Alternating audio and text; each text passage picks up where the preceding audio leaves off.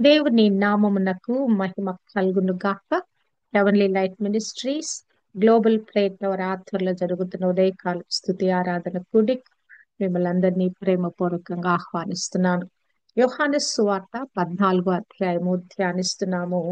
ప్రభువు పదే పదే వారితోటి తనను ప్రేమించుట, తన ఆజ్ఞలు గైకొనుట అనే విషయాన్ని మరి ఇక్కడ శిష్యులతో మాట్లాడుతున్నట్లుగా మనము చూడగలము. 14వ అధ్యాయము 15వ వచనములో ఆ మాట రాయబడింది. మీరు నన్ను ప్రేమించిన యెడల నా ఆజ్ఞలు గైకొందును అన్నాడు. తర్వాత మరలా కూడా మరి 21వ వచనంలో కూడా అదే మాట మాట్లాడుతున్నాడు. నా ఆజ్ఞలు అంగీకరించి వాటిని గైకొను వాడే నన్ను ప్రేమించువాడు. నన్ను ప్రేమించువాడు నా తండ్రి వలన ప్రేమింపబడును. నేనును వానిని ప్రేమించి వానికి నన్ను కనపరుచుకుందునని చెప్పెను. 23వ వచనంలో 24లో కూడా ఇదే మాట మాట్లాడుతున్నాడు. 23, 24లో కూడా యేసు ఒకడు నన్ను ప్రేమించిన యెడల వాడు నా మాట గైకొనును. అప్పుడు నా తండ్రి వానిని ప్రేమించును. మేము వాని యొద్దకు వచ్చి వాని యొద్ద నివాసము చేతును. నన్ను ప్రేమింపనివాడు నా మాటలు గైకొనడు. మీరు వినుచున్న మాట నా మాట కాదు, నన్ను పంపిన తండ్రి. మరి ఒకే మాటను రకరకాలుగా వివిధ విధాలుగా ప్రభు ఒకే మాటను మాట్లాడుతున్నాడు. నన్ను ప్రేమించుట, నా ఆజ్ఞలు గైకొనుట, దాని వలన కలిగే మరి యొక్క ప్రతిఫలం గురించి ఇక్కడ ప్రభు పదే పదే వచనం వెంబడి వచనము మరి 4 సార్లుగా ఆ సంభాషణలో ప్రభు అదే మాటలు నొక్కి ఒక్కాణిస్తున్నట్లుగా మనం చూడగలము. అంటే ఇది ఎంత ప్రాముఖ్యమైన ఆజ్ఞ అయినదో, ఖచ్చితంగా ఆ శిష్యులు పాటించవలసిన విషయమైనదో ప్రభు అందుకే చెప్పిన మాటను మరలా మరలా చెప్తున్నాడు. అంటే మానవులు ప్రేమతో నింపబడుట అనేది చాలా ఆవశ్యకమైన విషయము. అంటే మనకిష్టమైన వారిని ప్రేమిస్తాము, మనం ప్రేమించే వారిని ప్రేమిస్తాం, కానీ ఆ యొక్క దేవునిని ప్రేమించుట అనే దానిలో ప్రభు సెలవిచ్చిన మాటలో నిన్ను వలె నీ పొరుగువాన్ని ప్రేమించుము అనే ఆజ్ఞను నిష్క్షిప్తంగా మరి చేసి ఆ యొక్క 10 ఆజ్ఞలను సింప్లిఫై చేసి ఆ 10 ఆజ్ఞలను ఈ యొక్క మరి ఆ 10 ఆజ్ఞలు మొదటి ఆజ్ఞ వదిలిపెట్టి మిగతా 9 ఆజ్ఞలను వాటన్నిటినీ ఒక ఆజ్ఞగా మార్చి నిన్ను వలె నీ పొరుగువాని ప్రేమించవలెను అనే మాటలో ఈ ఆజ్ఞలన్నీ ఇమిడి ఉన్నాయని ప్రభు ఒక చోట సెలవిస్తాడు. అంటే పొరుగువానికి ప్రేమ కీడు చేయదు కదా. అందును బట్టి ప్రేమించుట ద్వారా మనము సమస్తమైన ద్వేషాలను హరించగలమండి. మనలో అసూయ, కోపము, ద్వేషము, వ్యతిరేకత, మరి మనుషుల మీద కలిగే మరి ఆ యొక్క కోపానికి సంబంధించిన భావనలన్నీ వీటిని మనం అధిగమించాలంటే ప్రేమతో నింపబడుట అనే దానిని మనం నేర్చుకోవాలి. ఎల్లప్పుడూ దేవుని ప్రేమతో ఎట్లా ప్రేమతో నింపబడగలం? ఈ యొక్క వాక్యాలు గైకొనుట ద్వారా కదా. మరి 1 యోహాను 5:23లో కూడా ఏమి రాయబడి ఉంటది? చూస్తున్న దేవుణ్ణి ప్రేమించలేని వాడు, మనిషిని ప్రేమించలేని వాడు చూడని దేవుని ప్రేమించలేడు. ఆయన ఆజ్ఞలు భారమైనవి కావు. ఆయన ప్రేమించుట మరి ఆయన ఆజ్ఞలు గైకొనుట రెండు ఒకటే. ఆయన ప్రేమిస్తున్నాం అంటే ఆయన ఆజ్ఞలు మనం ఎప్పుడేం చెప్తాం? నేను సేవకురాలను, లేకుంటే నేను ఒక విశ్వాసిని, నేను ఒక క్రైస్తవురాలను, ఇది కదా మనం చెప్పుకునేది. చాలా గర్వంగా చెప్పుకుంటాం, నేను క్రైస్తవుడును, క్రైస్తవురాలను అని. మరి క్రైస్తత్వానికి సంబంధించిన గుణలక్షణాలు మనలో లేకపోతే క్రైస్తవులుగా మనము ఎలా పరిగణించబడతాం? ప్రభువు శిష్యులకి నేర్పిస్తున్నాడు. ఈ ప్రేమించుట, మీరు ఒకరినొకరు ప్రేమించుట, మీకు ఒక క్రొత్త ఆజ్ఞ ఇస్తున్నాను, మీరు ఒకరినొకరు ప్రేమించుకుని తీరాల్సిందే. ఆ ప్రేమ అనే దానిలో 2 లక్షణాలు ఇమిడి ఉన్నట్లుగా ఇచ్చుట, ఇంకొకటి క్షమించుట. క్రైస్తవ జీవితానికి ఈ క్షమా హృదయం అనేది చాలా ప్రాముఖ్యమైనదండి. ఇది ఈ ప్రాథమిక సూత్రాన్ని మనం మర్చిపోతున్నాం. ఈ ప్రాథమిక ఆజ్ఞను మనం మర్చిపోతున్నట్లుగా మన జీవితాల్లో ఉంది. అసలు ఈ ప్రేమ స్థానంలో మనం ఎల్లప్పుడూ ద్వేషమే కలిగి ఉంటున్నాం. ప్రభు కొండ మీద ప్రసంగం చేస్తూ ఎవడు ఇద్దరు యజమానులను సేవించలేడు, అతను ఒకరిని ప్రేమించును ఒకరిని ద్వేషించును కదా. ఒక కత్తిలో రెండు ఒక వరలో రెండు కత్తులు ఇమడు అన్నట్లుగా. కానీ ప్రభు ఏం చెప్తున్నాడంటే, మరి ఎల్లప్పుడూ కూడా ఆ వరలో ఏముండాలంటే ప్రేమే ఉండాలి. ఆ కత్తి ఎలా ఉండాలంటే ప్రేమతోనే నింపబడాలని దేవుడు కోరుకుంటున్నాడు.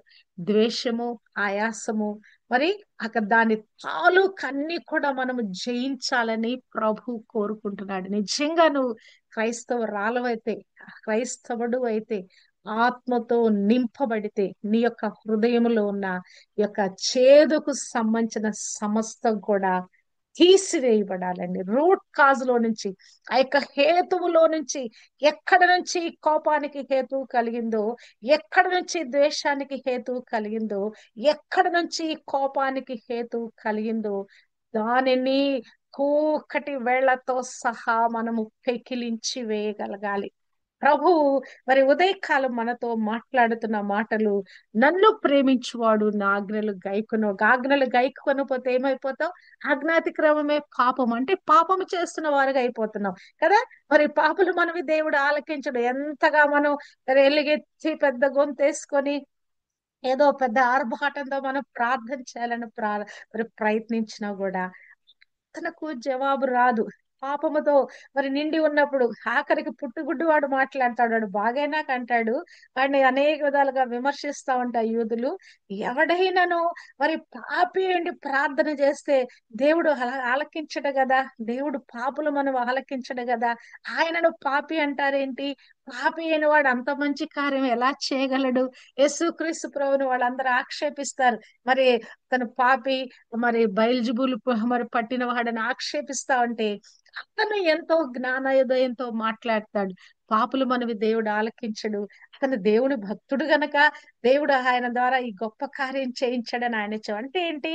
సింపుల్ మ్యాన్ కూడా అర్థమవుతుంది. పాపం చేస్తే ప్రార్థన దేవుడు ఆలకించుడని.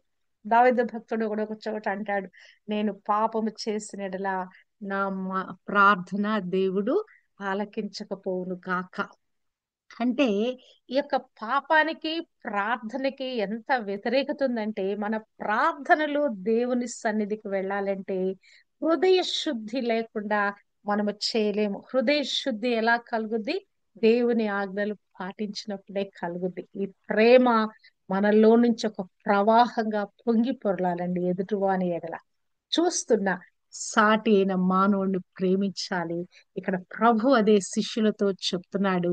మీరు శిష్యులుగా, నేను వెళ్ళిపోయిన తర్వాత మీరు చేయవలసిన పని ఏంటంటే ఈ ప్రేమనే ఈ యొక్క బంధంలోకి మీరు రావాలి.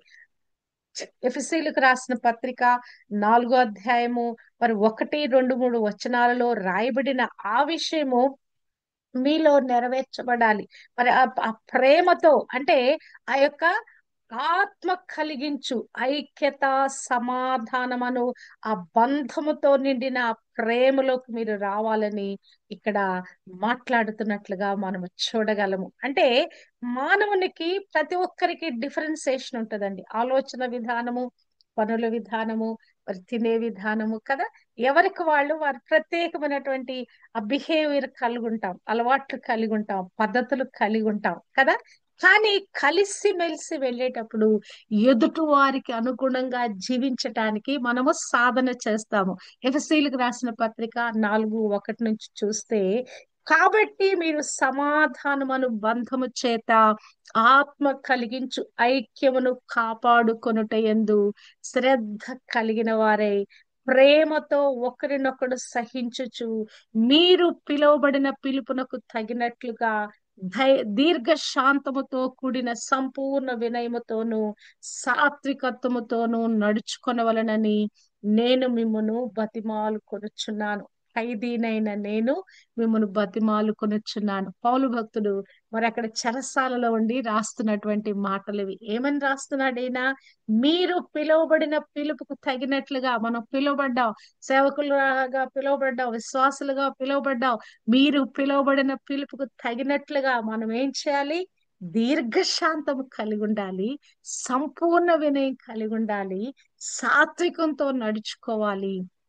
అంతేకాదు మరి ఆత్మ కలిగించే ఐక్యతను కాపాడుకొనుట యందు శ్రద్ధ కలిగిన వారే ప్రేమతో ఒకరినొకడు సహించుచు. ప్రభు చెప్తున్న మాటలు ఇవే. ఎలాగున మీరు ఒకరినొకరు ప్రేమించాలంటే ఈలాగున ఒక్కరినొకరు మీరు సహించాలి. సహించకపోతే ప్రేమించలేము.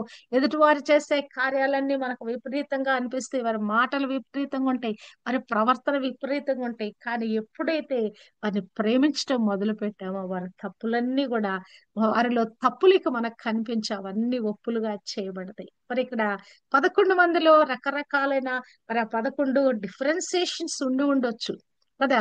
మరి ఆ 11 మంది కూడా ఆత్మ కలిగించే ఆ యొక్క ఆ సమాధానాన్ని, ఆత్మ కలిగించే ఐక్యతను మీరు కాపాడుకోవాలి.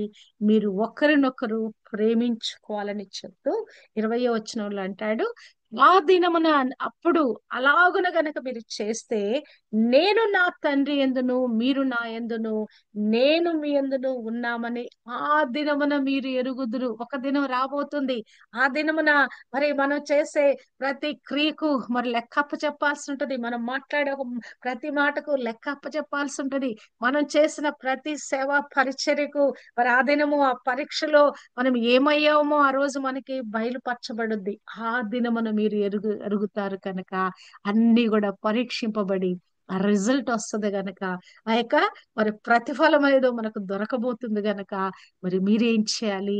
ఈలాగున నేను చెప్తున్న ఈ మాటలు మీరు గైకొనండి. మీరు గైకొంటే నేను చెప్పే ఈ ఆజ్ఞలు, క్రొత్త ఆజ్ఞ ఇస్తున్నాను, ఆజ్ఞ ఒకరినొకరు ప్రేమించుకోవాలన్నాయి, ఈ క్రొత్త ఆజ్ఞను మీరు పాటిస్తే గనక మీరు నన్ను ప్రేమిస్తారు, తండ్రి ప్రేమిస్తాడు, మేమొచ్చి మీ యొద్ద నివాసము చేస్తాము. అంతేకాదు, ఇది ప్రేమకు ప్రతిఫలము, అది ఏమైనది, ఆ రివార్డ్స్ ఏమన్నదని ఆ దినమున మీకు అనుగ్రహించబడతాయని ప్రభు చెప్తున్నాడు. 24వ వచనంలో అంటున్నాడు, నన్ను ప్రేమింపని వాడు నా మాటలు గైకొనడు.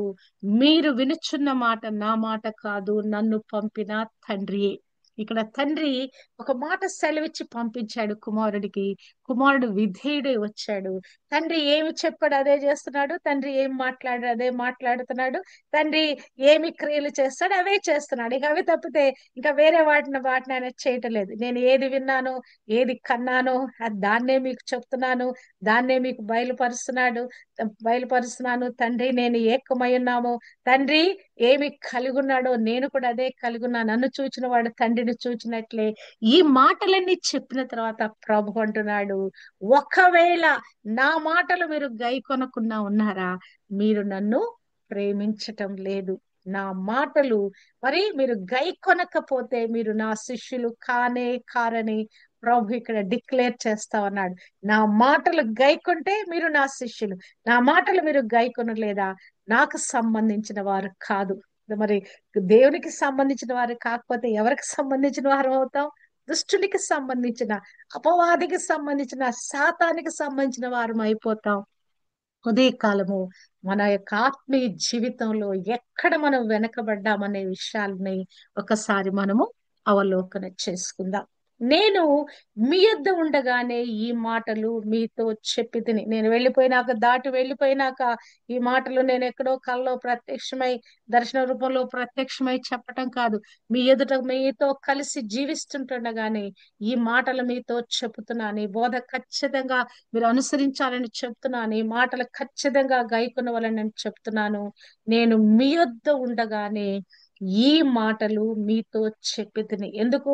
పరిశుద్ధాత్మ, నా నామములో పంపబోయే పరిశుద్ధాత్మ నేను చెప్పిన ఈ సంగతులన్నీ మరలా మీకు జ్ఞాపకం చేస్తూ మీకు నడిపిస్తాడు గనక ఈ మాటలు మీలో నాటబడనివ్వండి. ఈ యొక్క వాక్యము మనకి ఎలా, మరి మనకి మరలా మరలా ఎలా జ్ఞాపకం చేయబడుద్దండి? మన వాక్యం చదువుకున్నాము, వాక్యం వింటున్నాము, వాక్యం ధ్యానిస్తున్నాము. ఈ వాక్యం అంతా ఎక్కడికి వెళ్ళిపోతుంది? మన హృదయం అనే ధననిధిలోకి వెళ్ళిపోతుంది కదా. మన లోపల ఒక ట్రెజర్ ఉంది, ఒక ధన పెట్టి ఉంది కదా. ఈ వాక్యాలన్నీ దాచిపెట్టుకునే ఒక పెట్టి ఉంది కదా. ఈ యొక్క ధన నిధి ఉన్నది, ఇది ఇందులోకి వేస్తా ఉన్నాం. ప్రతి దినం కూడా మనం చదివి ధ్యానించే వినే వాక్యాలన్నీ కూడా మన లోపలికి నిక్షిప్తం అయిపోతున్నాయి. కానీ ఒక్క దినాన అవి ఎప్పుడో ఒక రోజున వాటి యొక్క మరి ఆయా సందర్భాలలో మనలో నుంచి బయటకు వస్తాయి కదా. మనకు ఆదరణ లేనప్పుడు, మన దుఃఖంతో నిండి ఉన్నప్పుడు, మన కోపంతో ఊగిపోతున్నప్పుడు ఈ మాటలు మన చెవుల్లో ప్రతిధ్వనిస్తాయి కదా. ఎప్పుడైనా కోపంతో గట్టిగా మాట్లాడినప్పుడు చాలే, అంత అవసరమా, అంత గట్టిగా మాట్లాడాల్సిన అవసరం అని పరిశుద్ధాత్మ దేవుడు లోపల నుంచి ఒక చురకేస్తా ఉంటాడు. చాలు, కంట్రోల్ యువర్ సెల్ఫ్ అంటా ఉంటాడు. You should have your self control. నీ యొక్క ఆశా నిగ్రహాన్ని, ఆ యొక్క తల, ఆ యొక్క తరుని నువ్వు మర్చిపోవద్దు. ఆ ఆత్మ ఫలములోని ఒకసారి లోపల నుంచి ఆయన కేక వేస్తాడు, మన చెవుల్లో అది ప్రతిధ్వనిస్తుంది. కొన్నిసార్లు దుఃఖంతో, బాధతో ఉన్నప్పుడు లోపల నుంచి ఆదరణకరంగా మనతో మాట్లాడతాడు, ఏదో వాక్యం తీసి కదా. ఇటువంటి ఈ మాటలన్నీ, ఇవన్నీ ఎక్కడ ఉన్నాయి ఈ వాక్యాలన్నీ కూడా మన లోపల. మీ యొద్ద ఉండగానే ఈ మాటలన్నీ మీతో చెప్పాను, మీ హృదయం అనే ధననిధిలో భద్రం చేసుకోవటానికి పరిశుద్ధాత్మ దేవుడు ఆయా సమయాల్లో మీకు వచ్చి జ్ఞాపకం చేయటానికి అవి మీలో నాటబడనివ్వండి. అది మీలో కదా. 100 మాటలు మనం విన్నా కూడా అవన్నీ మన లోపలికి వెళ్ళి ఎక్కడో ఉంటాయండి. మన మస్తిష్కంలో ఉండొచ్చు, మన హృదయపు లోతులోన కన్నా వెళ్ళి ఉండొచ్చు. కానీ ఇవన్నీ కూడా మనకు జ్ఞాపకం వస్తా ఉంటాయి. మనం వాటిని తలపోసుకుంటూ ఉండొచ్చు. మరియమ్మకి తల్లి అయిన మరొక గొప్ప కృప ఉన్నది. ఆమె వాటిని ఎల్లప్పుడూ కూడా తలపోసుకుంటూ ఉంటదంట. ప్రభు గురించి మరి జరుగుతున్న విషయాలన్నీ కూడా సిమియోను చెప్పినప్పుడు ఆ మాటలను హృదయంలో పెట్టుకుందంట. 12 ఏళ్ల వయసప్పుడు ప్రభు తప్పిపోయి ఆ జ్ఞానుల యొద్ద కూర్చొని మాట్లాడుతున్నప్పుడు అక్కడ పలకబడిన ఆ మాటలను హృదయంలో పెట్టుకుందంట. వాటన్నిటినీ ఆమె ఆలోచిస్తుందంట, తలపోస్తుందంట. తన కుమారుడు ఎవరై ఉన్నాడు, ఈ పలకబడిన మాటలు ఏమై ఉండొచ్చని ఆయనను అవగాహన చేసుకోవటానికి తన హృదయంలో పెట్టుకుని వాటిని ఆమె తలపోసుకుంటుందంట. మనము కూడా మన ఆత్మీయ జీవితంలో మనకి ఏమి బోధించబడిందో దాన్ని ఈ చెవిలో విని ఆ చెవిలో వదిలిపెట్టకూడదండి. వాటిని మన లోపలికి తీసుకొని మన హృదయంలో వాటిని నిక్షిప్తం చేసుకొని ఆయా సమయాలలో మన జీవితానికి ఒక దిక్సూచిగా, అదే మన మార్గాన్ని నడిపించేటువంటి ఆ యొక్క వెలుగుగా, నీ వాక్యము నా పాదములకు దీపమును, నా త్రోవలకు వెలుగునైనదని చెప్పిన విధంగా ఈ వాక్యాలను మనం అనుసరించాలి. వాక్యము బోధించటానికే కాదు, ఎదుటివారికి చెప్పటానికే కాదు. మాటలు అనేవి మనం అనుసరించి బోధించినప్పుడు వాటి ప్రతిఫలము మన జీవితంలో పొందుకుంటాం. ప్రభు ప్రేమించుట ఎలా, తగ్గి ఉండుట ఎలా అన్నది ప్రాక్టికల్స్ గా వాళ్ళకి చేసి చూపించాడు. యొక్క మరి ఈ యొక్క ప్రభురాత్రి భోజనం ప్రారంభంలో ఆయన ఏం చేశాడు, వాళ్ళ కాళ్ళు కడిగాడు. వాళ్ళ కాళ్ళు కడిగి తగ్గించుకోవటం ఎలా, ప్రేమించుట ఎలా అనే విషయాలని ఇక బోధించటం మొదలు పెట్టాడు. నేను మీ గురువును, మీ బోధకుడున నేను ఇలాగూ చేసినడలా మీరు కూడా నా వలే చేయబద్దులై ఉన్నారని ఆయన మాదిరి చూపుతూ ఆ మాదిరిలో వారు నడవాలని కోరుకుంటున్నాడు. మనము ఎవరి మాదిరిలో నడవాలండి? క్రీస్తు ప్రభు మాదిరిలో. పౌలు అంటాడు, నేను క్రీస్తును పోలి నడుచుకున్న ప్రకారము మీరును నన్ను పోలి నడుచుకున్నది. నాకు అనిపిస్తుంది, పౌలును పోలి నడుచుకోవాల్సిన అవసరం మనకే ఉంది. క్రీస్తును పోలి నడుచుకుంటే అయిపోద్దు కదా. ఆ దినాలలో పౌలున్నాడు గనక పౌలుని చూచి నడుచుకోమని ఆయన చెప్పాడు ఆ శిష్యులకి, ఆయనతో పాటు సహవాసం చేసిన. కానీ మనకెవరున్నారు? క్రీస్తు ప్రభే. మరి మరి సాక్షాత్తు క్రీస్తు ప్రభే మనతో ఉంటుండగా ఆయనను పోలి నడుచుకుంటే అయిపోద్ది కదా. క్రీస్తు యేసుకు కలిగిన ఈ మనస్సు మీరును కలిగి ఉండుడి. క్రీస్తు మనస్సును ఆయుధముగా ధరించుడి. క్రీస్తు మనస్సు ఏమైనదండి? ప్రేమించే మనసు, క్షమించే మనసు అయింది కనుక ఈ మనస్సును మనము ఆయుధంగా ధరించుకుందాము. అలాగున ఆ యొక్క మనస్సును ధరించుకుంట ద్వారా ప్రేమతో మనం నింపబడతాము. ఎదుటివాడు 100 తప్పులు చేసినా వారి మీద ప్రేమే ఉంటది కానీ మనలో ద్వేషం మిగలదు. క్రైస్తవుడుగా ఈ సాధన చేయబద్దులమైన శత్రువులను ప్రేమించుట, హింసించు వారి కొరకు ప్రార్థన చేయుట అంటే, ఈ ప్రక్రియలోకి మనం వెళ్ళాలంటే ఇది తప్పనిసరిగా మనము సాధన చేయాలండి. నిజంగా ఈ సెల్ఫ్ డిసిప్లిన్ అనేది మన వ్యక్తిత్వాన్ని మనము సాధన చేయటం అనేది మరి తిమోతి పత్రికలో కూడా రాయబడి ఉంటది. పైకి భక్తి కలిగిన వారుగా ఉండి దేవుని శక్తిని ఆశ్రయించని వారుగా ఉండకండి అని చెప్తూ, మీ భక్తి జీవితములు మిమ్మకు మీరే సాధకము చేసుకున్నది. మనకు మనమే మన జీవితాన్ని మనము దిద్దుబాటు చేసుకోవాలి. దీన్ని మనము ప్రాక్టికల్ లైఫ్ లోకి మలుచుకోవాలి. ఇది సాధన చేసే పని, సాధకం చేసే పని. మరి ఆ యొక్క ఇది మనకు ఒక ట్రైనింగ్ పీరియడ్ గా దేవుడు మనకి ఇచ్చాడు.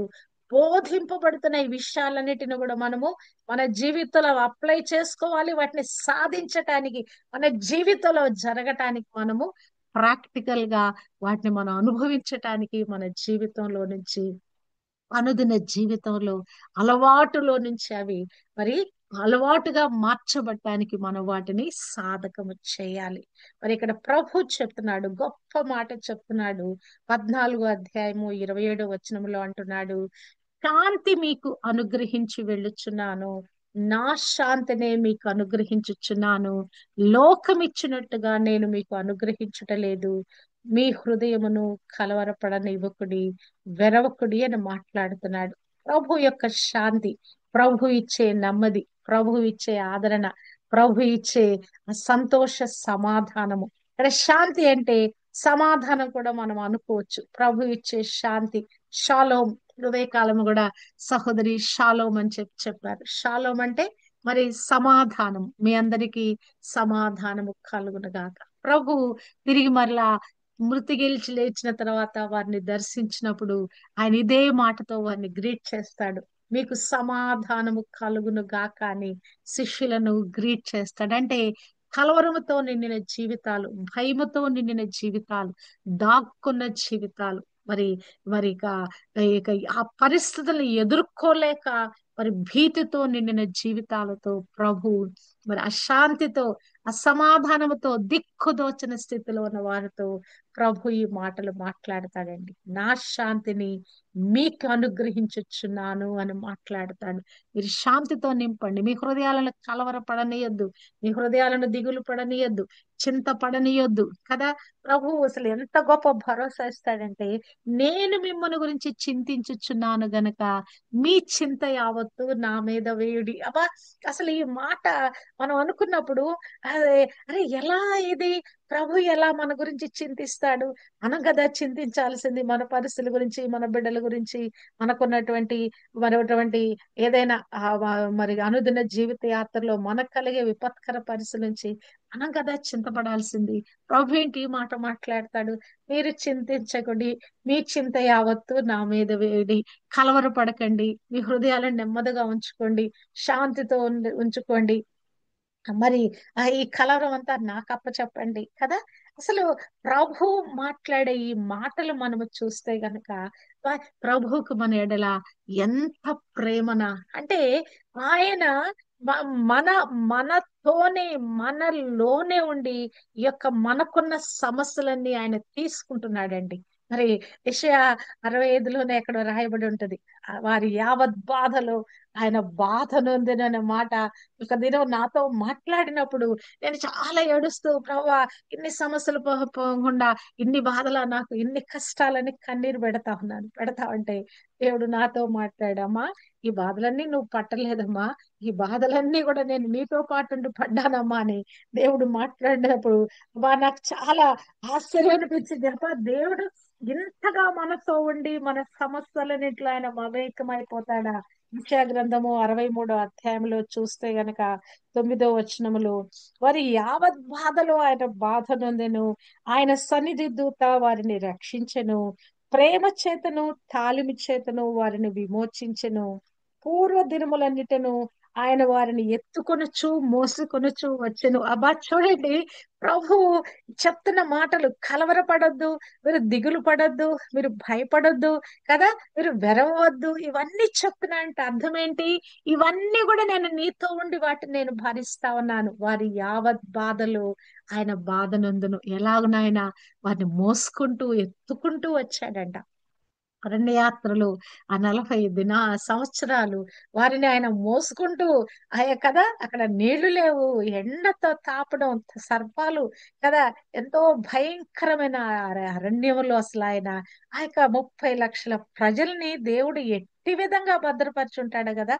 కను పాప వలె వారిని కాపాడిన దేవుడై ఉన్నాడు. మన్నా ఇచ్చి పోషించిన దేవుడై ఉన్నాడు.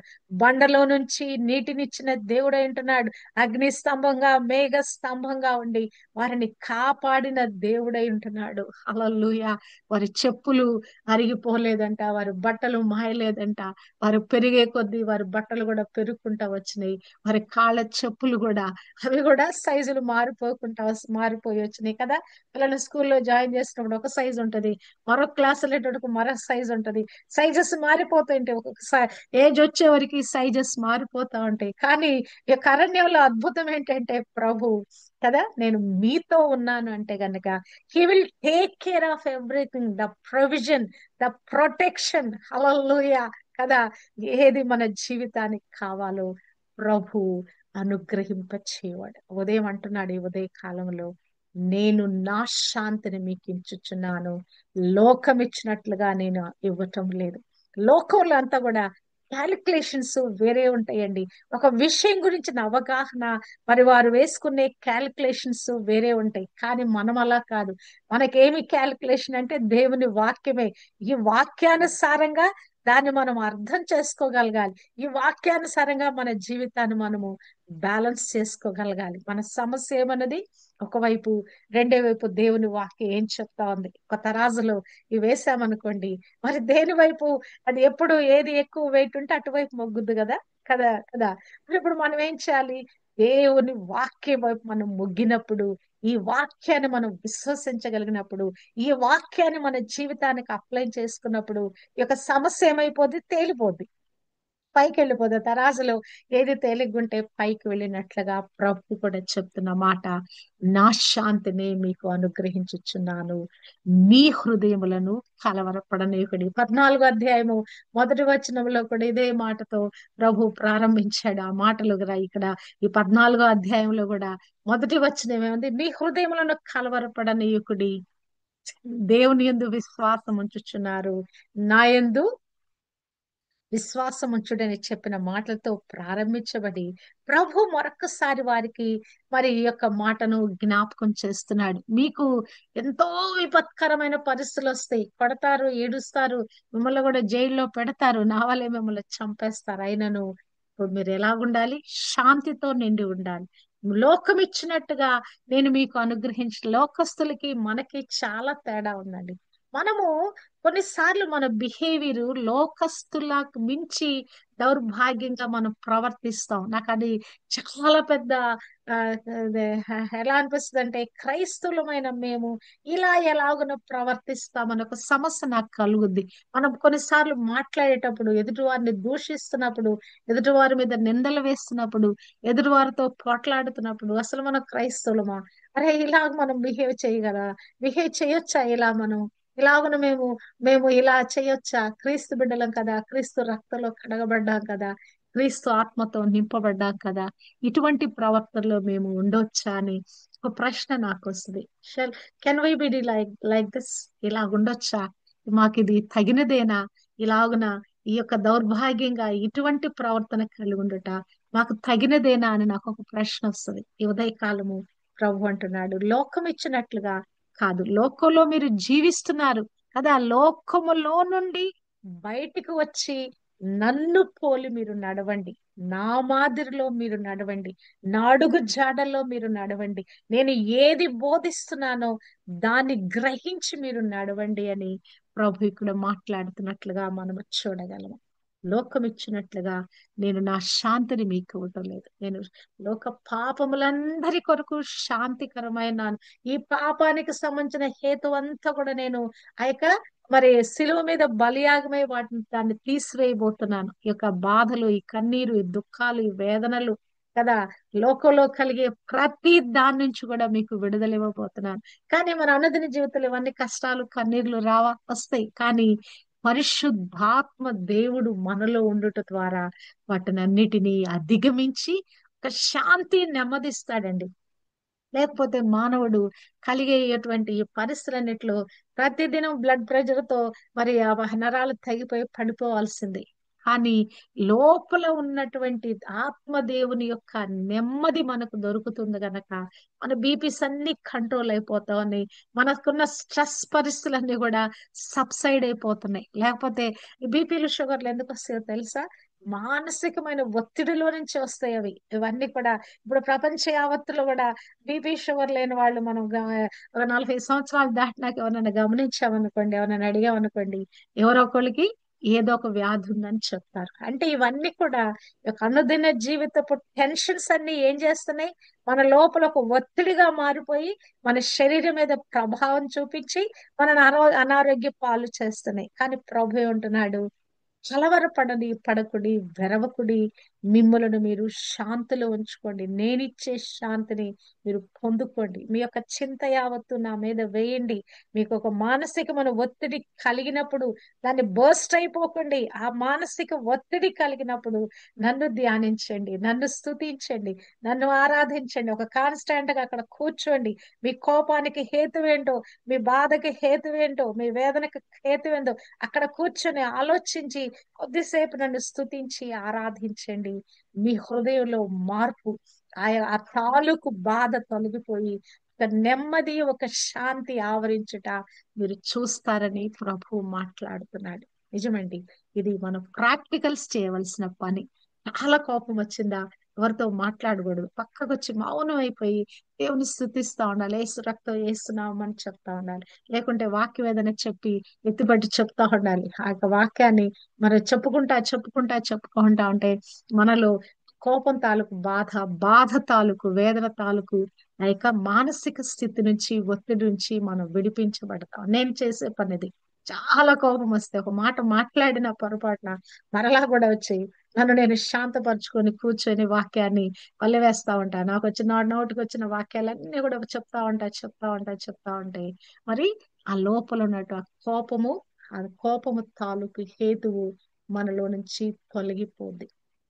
ప్రభు శాంతికరంగా మన పాపాలన్నిటికీ ఆయన మూల్యము చెల్లించాడు. మరి లోక పాపమును మోసుకొని పోవు దేవుని గొర్రె పిల్లగా ఆయన శాంతికరమయ్యాడు. ప్రపంచ యావత్తున్న ప్రతి ప్రజ కొరకు ఆయన శాంతికరంగా మారిపోయాడు.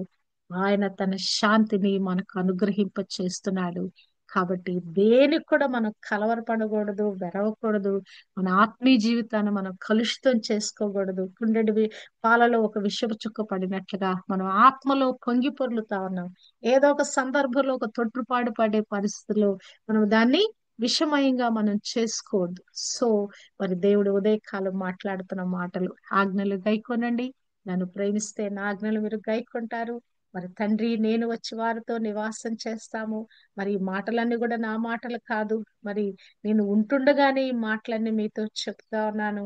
మరి ఇవన్నీ కూడా లోకానికి నేను చెప్పడం లేదు, కానీ నేను మీ కొరకే, లోకమునకు మాత్రం కాక మాకు మాత్రమే చెప్పడానికి కారణం ఏంటని శిష్యులు అడిగితే, మరి మీరు ప్రత్యేకమైన వారు గనక మీతో మాట్లాడుతున్నాను, మీకు బోధిస్తున్నాను, మిమ్మల్ని ట్రైన్ అప్ చేస్తున్నాను. మీరు ఒక్క దినాన నా కొరకు జీవించవలసి ఉంది గనక ఈ మాటలన్నీ మీతో మరి మాట్లాడుతున్నాడు. మరి ఈ మాటలన్నీ మీ లోపలికి తీసుకొని వాటిని ప్రకారంగా జీవించటానికి మిమ్మల్ని మీరు మలుచుకోండని ప్రభు శిష్యులతో మాట్లాడిన మాటలు మనతో కూడా మాట్లాడుతున్నాడు.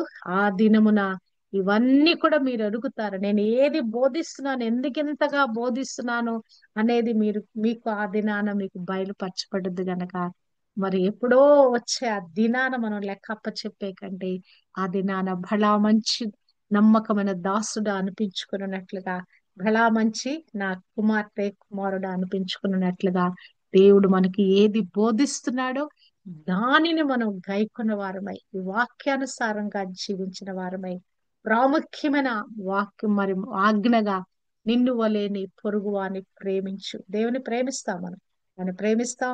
ఆ ఆయన కొరకు జీవించడానికి ప్రయాసపడతాం, అందులో మనకు డౌట్ లేదు. మరి కానీ నిన్ను వలే నీ పొరుగువాని ప్రేమించు అని ఇవ్వబడిన ఆజ్ఞను, ఆ క్రొత్త ఆజ్ఞను చూస్తున్న మానవుని ప్రేమించే ఆ పని మనం చేయబద్దులమైన, ప్రతి పరిస్థితిని సహిస్తూ ప్రతి పరిస్థితిలో కూడా దేవుని కొరకు జీవిస్తూ ప్రతి ఒక్క నిమిషంలో కూడా మనకు కలిగే మానసికమైన ఒత్తిడులన్నిటిని కూడా తప్పించబడి ప్రభు వాక్యం చేత నింపబడుతూ ప్రభు ఆత్మ చేత నింపబడుతూ మాట్లాడబడిన ప్రతి మాట మన హృదయంలో నిక్షిప్తం చేసుకున్న వాటిని వెలికి తీసి పరిశుద్ధాత్మ దేవుడు మనకి జ్ఞాపకం చేస్తుంటుండగా పరిశుద్ధాత్మ తాకిడికి మనము సమర్పించుకుందుము గాక. ఆత్మదేవుడు మనలో నుంచి మాట్లాడుతున్నప్పుడు ఆ స్వరానికి మనం లోబడుదుము గాక. ఆయన నేను బోధించిన వాటినన్నిటినీ, నేను మీతో చెప్పిన సంగతులన్నిటినీ మీకు జ్ఞాపకం చేయను. ఈ మనం వింటున్న ఈ మాటలన్నీ కూడా పరిశుద్ధాత్మ దేవుడు ఆయా సందర్భాలలో మనకు జ్ఞాపకం చేస్తాడు. ఆయన జ్ఞాపకం చేసినప్పుడు వెంటనే అదొక ఆజ్ఞగా భావించి అక్కడ మనము ఆగిపోయి పరిశుద్ధాత్మ దేవుడు ఏ గైడెన్స్ చేస్తున్నాడో ఆ గైడెన్స్ లో మనము కొనసాగుదము గాక. ఒకసారి చెప్పటం వేరు, రెండోసారి దాన్ని జ్ఞాపకం చేయటం వేరు.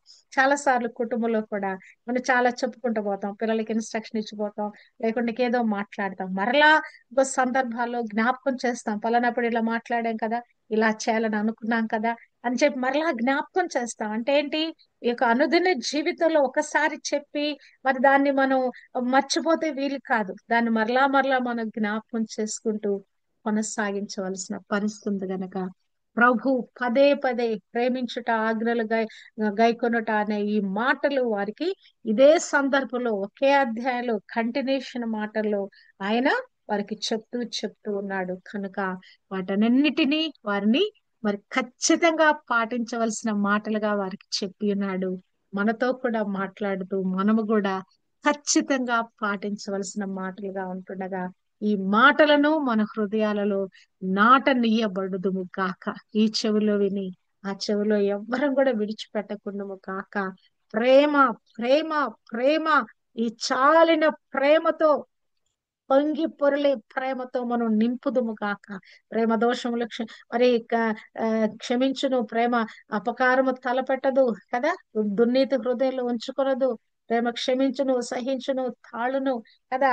ఈ ప్రేమ మొదటి ఆ కొరింథీ 1:13 రాయబడిన ప్రేమ దీర్ఘకాలము కలిగి ఉండును, దీర్ఘశాంతము వహించును. ఈ ప్రేమ గుణలక్షణాలు ధరించిన వారమై మనల్ని వలె మన పొరుగు వారిని ప్రేమించు అలాగున మరి దేవుని యొక్క వాక్యము మన హృదయాల్లో స్థిరపరచబడును గాక. మనుషులు ఏమి చేయవలనని మీరు కోరుదురు, అలాగుననే మీరును వారికి చేయుడి. ఇది సూత్రం. మనం చాలా అనుకుంటాం, వాళ్ళని ఇట్లా ప్రేమించాలి, నన్ను ఘనపరచాలి, నన్ను ఇలా మరి గొప్ప చేయాలి కదా అని మనం చాలా కోరుకుంటాం. ఇదే మనం ఏది కోరుకుంటున్నామో ఎదుటి వారి ఎదుట చేయటమే దేవుని ప్రేమించుట, మనుషులు ప్రేమించుట, దేవుని ఆజ్ఞలు గైకొనుట. వాట్ వి ఫీల్, ఒక వ్యక్తిగా మనం ఏమి కోరుకుంటున్నామో మరొక వ్యక్తికి మనం అనుకుంటుంది, మనం కోరుకుంటుంది, దీనిని మనం అప్లై చేయటమే మన వల్లే మన పొరుగు అని ప్రేమించుట. ఇటు విధంగా ప్రేమను మనం సాధన చేద్దాము. ప్రేమ సాధకంలో మనం ముందుకు కొనసాగదాము. ప్రేమలో జాలువారదాము. ప్రభు ప్రేమకు ప్రతినిధులుగా ఈ లోకంలో మనం ప్రేమ జ్యోతుల వలె జీవించటానికి దేవుడు తన కృప మనకు అనుగ్రహింప చేయును కాక. ఆమేన్.